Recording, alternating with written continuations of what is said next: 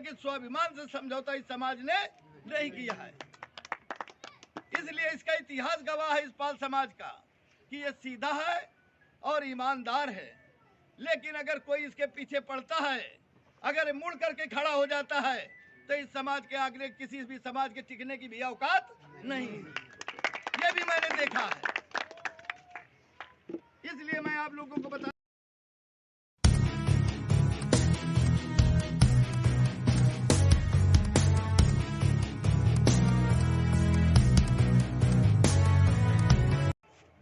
इस सभा की अध्यक्षता कर रहे परम सम्मानित आदरणीय राम लखन पाल जी और हमारे साथ बांदा से चलकर साथ चल रहे राष्ट्रवादी पार्टी के प्रदेश सचिव परम सम्मानित चंद्रपाल जी और इस जनपद फतेहपुर के युवा हृदय सम्राट जिलाध्यक्ष धर्मेंद्र पाल जी और इस सभा का कुशल संचालन कर रहे राष्ट्रवादी पार्टी के प्रदेश प्रवक्ता कौशाम्बी के निवासी हैं, आपकी बगल की सीट सिराथू से डिप्टी सीएम के खिलाफ चुनाव 2022 में लड़े थे, राष्ट्रवादी पार्टी से चुनाव निकाल सके। ऐसे साथी को भी मैं बहुत बहुत धन्यवाद आभार व्यक्त करता हूं। और हमारे बगल में बैठे युवा साथी सोनू पाल जी, जिले के महासचिव रामकिशोर पाल जी, हमारे कानपुर जनपद के जिला प्रभारी इंद्रपाल जी और जनपद फतेहपुर के प्रभारी फूल सिंह डॉक्टर साहब और हमारे साथ चलकर आए हमारे कानपुर के जिला अध्यक्ष जगरूप पाल जी और इस गांव के और अगल बगल के गांव से आए हुए बुजुर्गों के चरणों में श्रद्धा सुमन अर्पित करते हुए नमन करते हुए चरणों में, और जो हम उम्र साथी हैं, बच्चे हैं, मैं सभी का हृदय से स्वागत अभिनंदन वंदन करता हूं। और कुछ कहने के पहले सर्वप्रथम राजमाता अहिल्याबाई होलकर के चरणों में और तमिलनाडु में जन्मे पाल समाज में पेरियार ईवी रामास्वामी नायकर के चरणों में श्रद्धा सुमन अर्पित करते हुए, बद जुबानों को जुबान, नारी को सम्मान, भारत को संविधान देने परम सत्य बाबा साहब B.R. अम्बेडकर के चरणों में श्रद्धा सुमन अर्पित करते हुए मैं आप लोगों के बीच में कुछ बातें रखूंगा। साथियों, देश आज़ादी के बाद जब पहला चुनाव इस देश के अंदर हुआ तो सन 1952 में B.D. धनगर जो है यहाँ से विधायक और सांसद बने थे। लेकिन साथियों, 1952 के बाद 40 साल के अंतराल में हमारे समाज का एक भी विधायक नहीं बना। 40 साल बाद 1991 में पाल समाज का खाता विधानसभा में खुल पाया। इसके बाद इस समाज के लोग विधायक मंत्री बने, लेकिन धीरे धीरे सने सने आज ऐसा वक्त आ गया है, ऐसा समय आ गया है कि ये पाल समाज धीरे धीरे सने सने राजनीति से दूर होता चला जा रहा है। और अगर आज ये बात कही जाए कि राजनीति के परिदृश्य में हर पार्टी इसको अछूत मानती है, पाल समाज को कोई भी दल, चाहे समाजवादी पार्टी हो, चाहे बहुजन समाज पार्टी हो, चाहे भारतीय जनता पार्टी हो, चाहे कांग्रेस हो, किसी भी सम्मानजनक पद पर नहीं बैठाया है और न ही विधायक और सांसद बनाने का काम किया है। इसलिए साथियों, हमारे समाज के शुभचिंतकों ने, जिनको समाज की चिंता है, ऐसे तमाम साथियों ने मिल करके इस 2 अक्टूबर सन 2018 को राष्ट्रवादी पार्टी का गठन किया।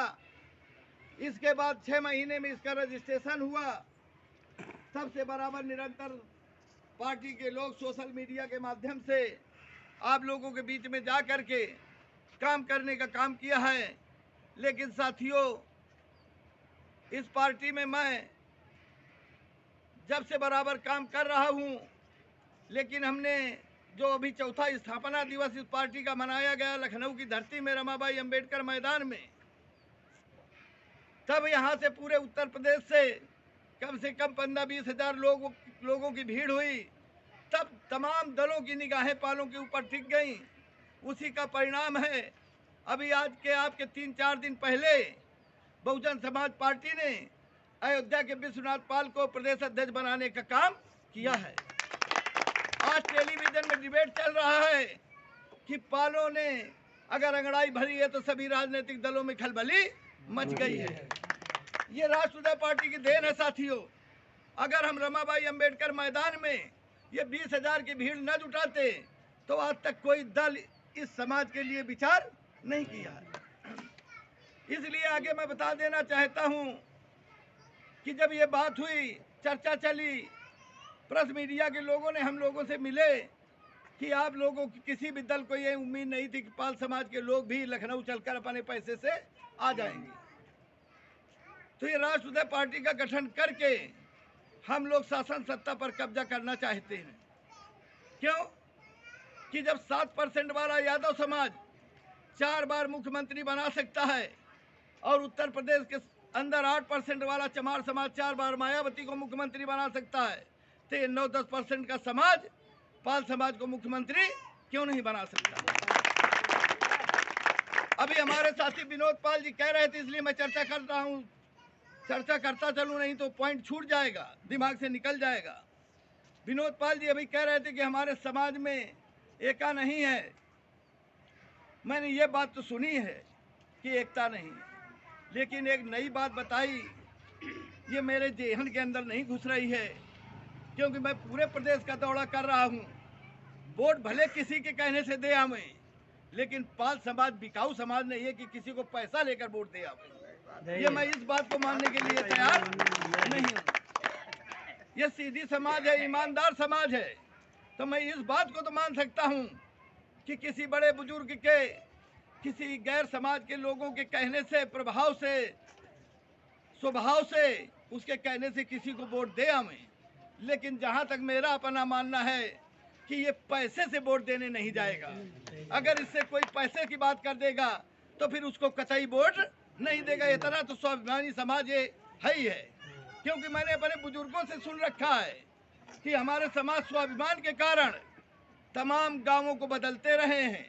जिस गांव के जिम्मेदार से झगड़ा हो गया उस गांव को रातें रात त्याग दिया है, लेकिन स्वाभिमान से समझौता इस समाज ने नहीं किया है।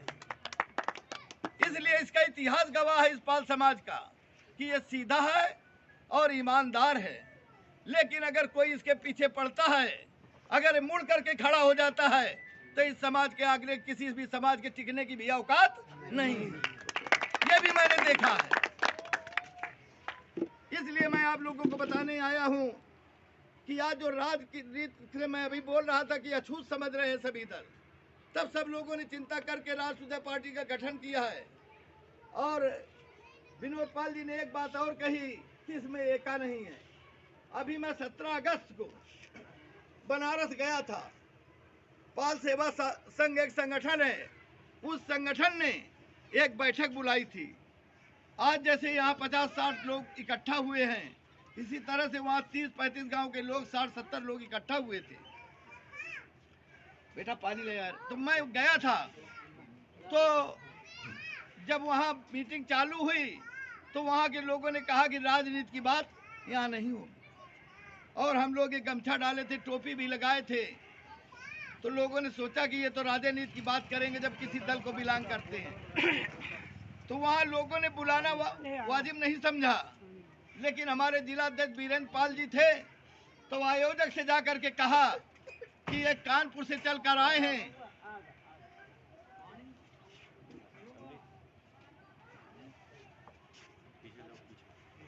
कानपुर से चलकर बनारस आए हैं। अगर इनको बोलने का मौका नहीं दिया जाएगा तो जब ये लौट कर जाएंगे तो कानपुर में क्या कहेंगे। तो इसलिए इनको बोलने का मौका दिया जाए। जैसे हमारे विनोद पाल जी के हृदय में गुस्सा थी समाज के प्रति, क्यों कि एका नहीं। इसी तरह एक हमारे साथी थे अजीत पाल जी, तो वो खड़े हो गए और बोले कि हमको बोलने का मौका दिया जाए। तो लोगों ने कहा कि बैठो बैठो, अभी नहीं। तो हमने कहा यार इसको बोलने दीजिए, क्यों नहीं बोलने दे रहे हो। ये समाज की बैठक में अगर इस बच्चे को नहीं बोलने दो तो कब बोलेगा ये। तो वो बोलने लगा आकर के, और ये कहने लगा कि मैं 10 सभाओं में जा चुका हूँ और सब जगह एक ही बात आ जाती कि पाल समाज में एका नहीं। तो ये मीटिंग तब तक नहीं समाप्त होगी जब तक ये बात नहीं बता दोगे कि एका होगा कैसे। अगर सभी लोग यही कहते चले जाएंगे तो कैसे बनेगा। तो वहाँ पाल सेवा के संघ के जो पदाधिकारी थे, समाजवादी पार्टी के लोग भी कुछ आए थे, तो उन लोगों ने कहना चालू किया, बताया, समझाया, लेकिन अजीत पाल ने कहा कि ये इससे काम बनने वाला नहीं है। अंत में संचालक ने मेरा नाम लिया, बुलाया, मैं खड़ा हुआ, मैंने सबका अभिवादन किया। मैंने कहा कि भाई बस ज़्यादा देर नहीं बोलूँगा, थोड़ी देर में बात समाप्त कर दूंगा, लेकिन जरा गौर से मेरी बात को सुन ले 5 मिनट। मैंने कहा सन 1911 में हमारे साथी बोल रहे थे, तो 1911 में पाल महासभा, अखिल भारतीय पाल महासभा का गठन किया गया था और जिसका रजिस्ट्रेशन ठाकुर प्रसाद जी ने करवाया था। ठाकुर प्रसाद पाल थे कानपुर के, उन्होंने अखिल भारतीय पाल महासभा का रजिस्ट्रेशन करवाया था और अखिल भारतीय पाल महासभा का बने 111 साल हो गए, लेकिन समाज में एका नहीं कर पाए। यहाँ तक कि पूरे प्रदेश देश के अंदर पाल किसी को लिखा भी नहीं पाए कि सभी लोग पाल लिखने लगते, ये भी नहीं कर पाए। इसके बाद फिर संगठन बनना चालू हुए, पाल सेवा संघ, अहिल्याबाई जन होलकर उत्थान समिति, पाल विकास समिति, पाल संघर्ष समिति, गडरिया चरवाहा संघ, सेफर टाइगर फोर्स, मैं कितने नाम गिनाऊं। रोज एक दिन संगठन पालों का बन जाता है।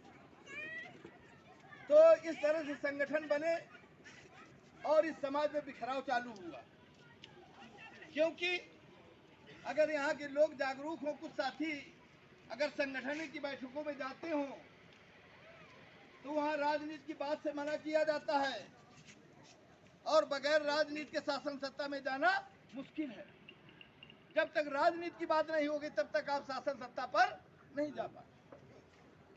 इसलिए मैंने कहा कि ये संगठन के लोग चुनाव के समय, जब चुनाव का बिगुल बजता है कि यार 3 महीने में चुनाव होना है, 4 महीने में चुनाव होना है, 2 महीने में चुनाव होना है, तो संगठन के लोग एक जिले में मीटिंग बुलाते हैं।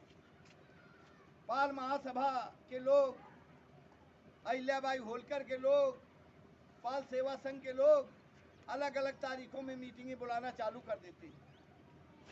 जो लोग संगठन से जुड़े होते हैं कि यार पालों की एक सभा है, चलो चलते हैं, सभी गांव के सीधे साधे लोग वहां पहुंच जाते हैं और हमारे समाज के लोग वहाँ राग अलापना चालू करते हैं। क्या राग अलापते? जैसे मैं राग अलाप रहा हूँ, ऐसे राग अलापना चालू करते हैं। क्या राग अलापते हैं कि भाई जो दल सबसे अधिक टिकट पाल समाज को देगा उसी पार्टी को हमारे समाज के लोग वोट देंगे। ऐसा है कि नहीं है? दरोगा जी गलत तो नहीं बोल रहा हूँ? इस तरह का राग अलापना चालू कर देते हैं और वो किसी के द्वारा प्रोडक्ट होते हैं। उस समय जो विधायक का प्रत्याशी होता है वो उनके लिए गेस्ट हाउस बुक करा देता है और समाज के लिए खाने की व्यवस्था कर देता है। लोग कहते हैं यार डॉक्टर साहब ने सभा बुलाई फतेहपुर में, सबको खिलाया पिलाया और ये कह रहे हैं कि समाजवादी पार्टी को वोट दो, तो सभी लोग यार आज इस बार समाजवादी को दे दें। गलत तो नहीं कह रहे हैं?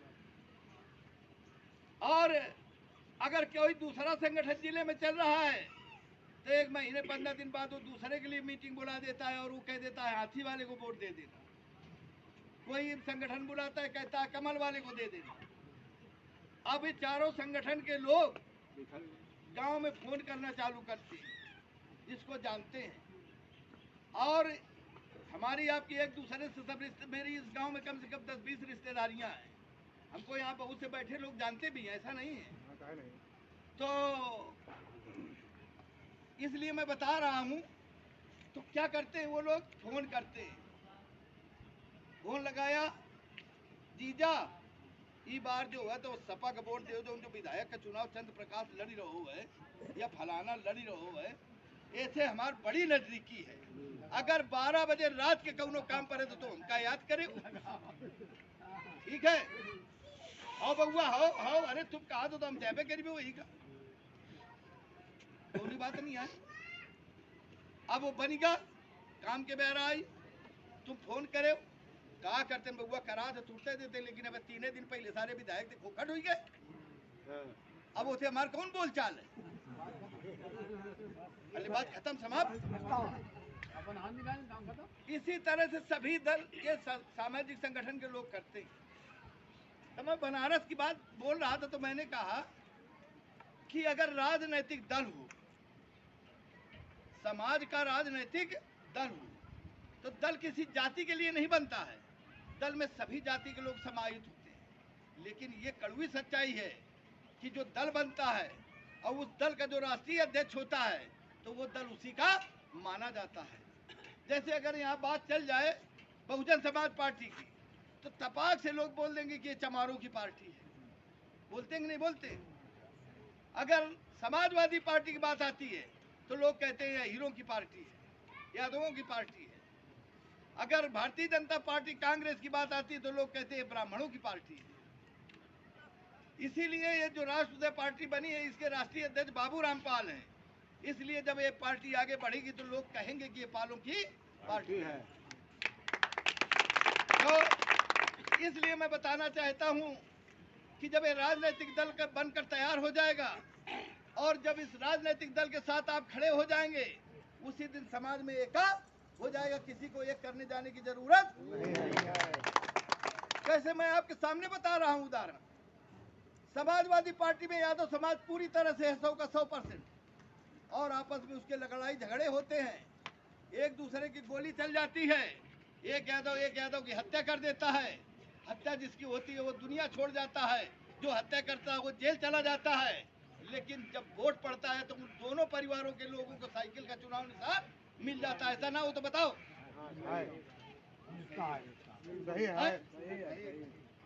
समारोह में रोज लड़ाई होती है, रोज जूतालात होता है, रोज एक दूसरे को जेल भिजवाते हैं, रोज पुलिस से मरवाते हैं, गाली गलौज करते हैं।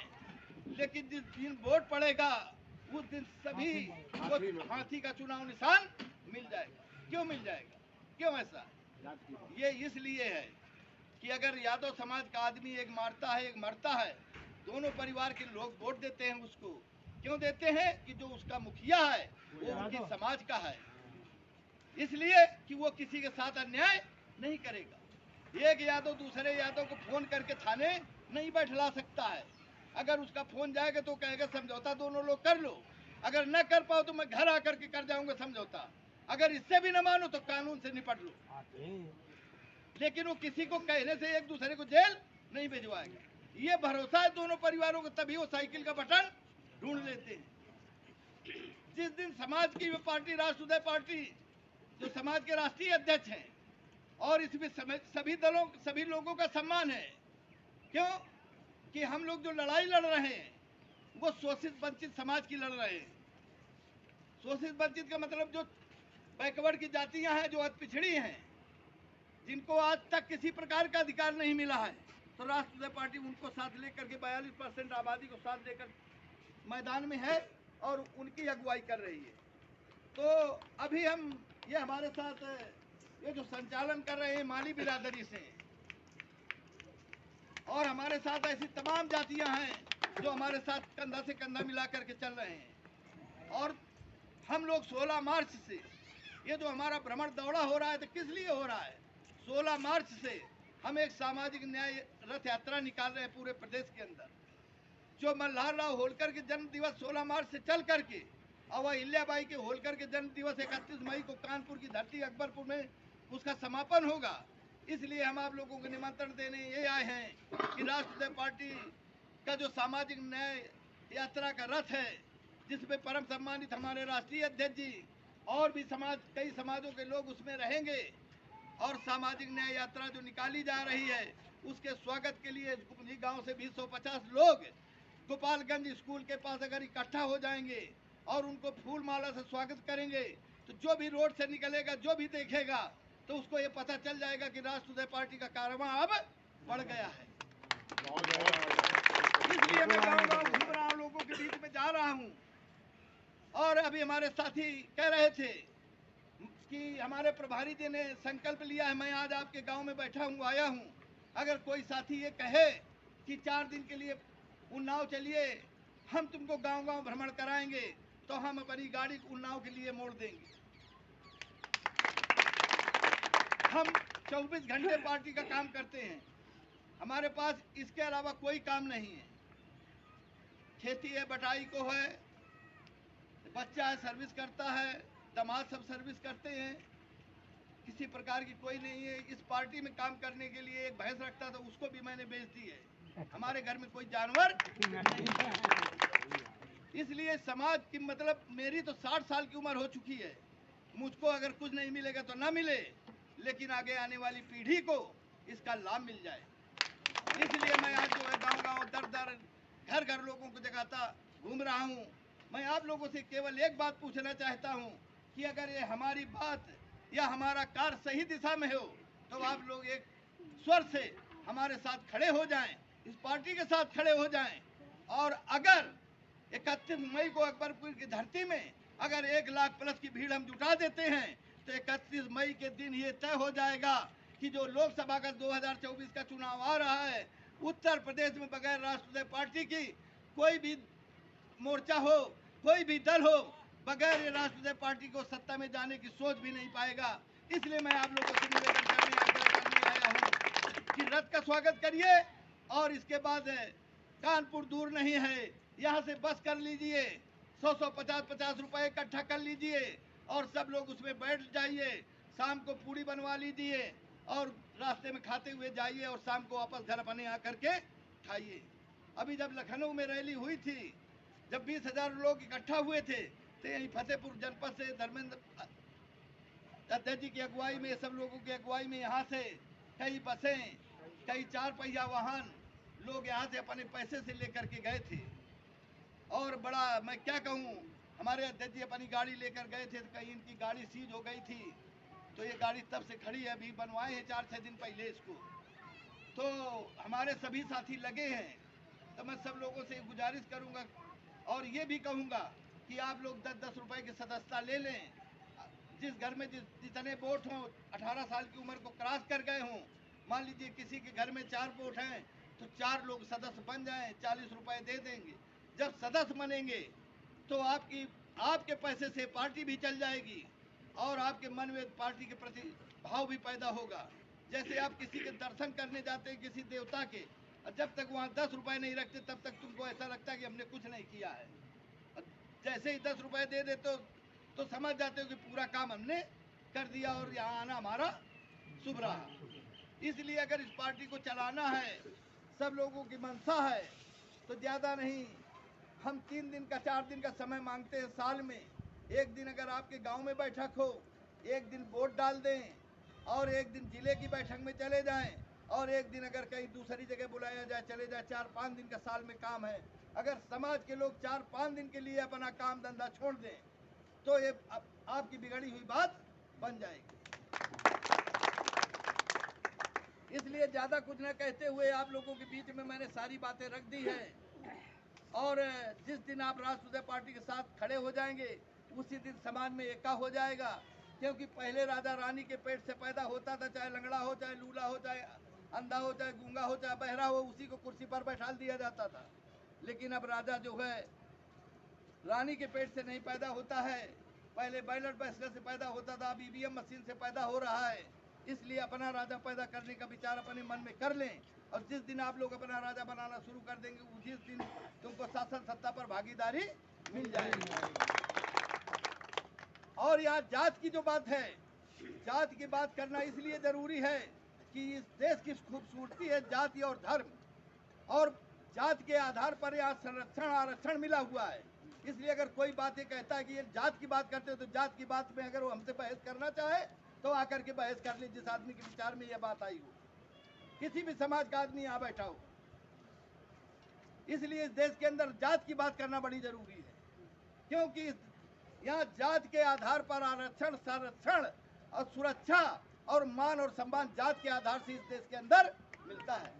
गलत तो नहीं बोल रहा हूँ। इसलिए मैं अपने समाज के लोगों से कह रहा हूँ कि जिस दिन आप खड़े हो जाएंगे, समाज के लोग खड़े हो जाएंगे, तभी दूसरे समाज के साथ लोग आपके साथ खड़े होंगे। मान लीजिए इस विधानसभा बेंच से आप किसी समाज के आदमी से कहें कि राष्ट्रीय पार्टी से चुनाव लड़ जाओ तो कहेगा कि पाल समाज के लोग भी यार बड़े होशियार हो गए हैं, हमको चूतिया बनाने आए हैं कि पैसा खर्चा करो, वोट एक नहीं है, अब कह रहे हैं लड़ जाओ। लेकिन जिस दिन आप लोग इकट्ठा हो जाएंगे, लोगों को ये हो जाएगा कि नहीं पाल समाज राष्ट्रीय पार्टी के चुनाव निशान ट्रक की बटन दबाएगा, तो तमाम लोग आपके पीछे चक्कर काटते घूमने लगेंगे, पूछने लगेंगे यार जानते हो क्या प्रभारी जी को, जिला अध्यक्ष जी को जानते हो क्या, सिफारिश कर दो, हमको टिकट दिलवा दो। क्योंकि हम लोगों ने चक्कर काटे हैं।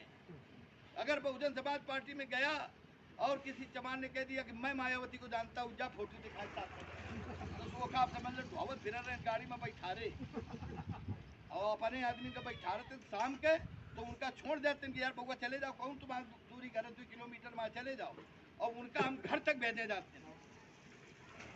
तो इस गौरव को पाने के लिए तुमको इकट्ठा होना पड़ेगा, और जिस दिन तुम इकट्ठा हो जाओगे उसी दिन तुम्हारी बात बन जाएगी। आपके सामने उदाहरण है, डॉक्टर संजय निषाद ने पार्टी बनाई जो जिसकी आबादी 4% है इस प्रदेश के अंदर, और वो इकट्ठा हो गए तो शासन सत्ता पर भागीदारी है।